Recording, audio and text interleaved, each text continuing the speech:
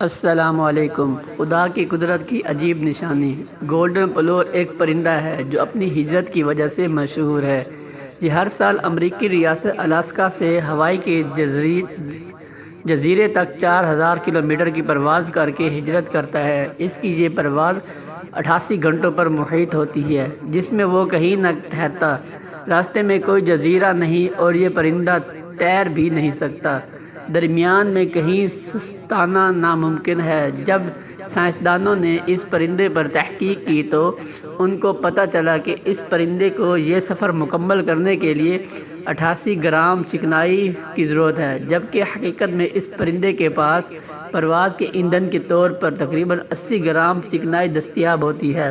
اب ہونا تو یہ چاہیے ہے کہ پرندہ 800 کلومیٹر پہلے سمندر میں مر کر ختم ہو جاتا، لیکن یہ کیسے پہنچتا ہے، اس کا جواب ششدر کے دینے والے ہیں۔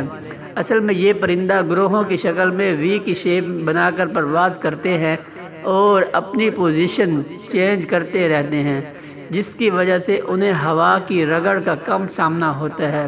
بنسبت اکیلے پرواز کرنے کے ان کی 23% انرجی سیو ہو جاتی ہے، جو ان کو ہوائی کے جزیرے پر پہنچا دیتی ہے۔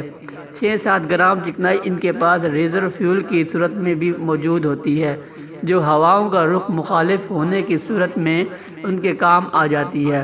اب ہم پوچھتے ہیں کہ کون اللہ کے انکار کی جرأت کر سکتا ہے؟ ایک پرندہ یہ کیسے جان بچا سکتا ہے؟ اس کو سفر کے لیے کتنی چکنائی درکار ہے؟ راستہ اسے کون بتاتا ہے؟ اتنے لمبے سفر کی ہمت کیسے ہو جاتی ہے؟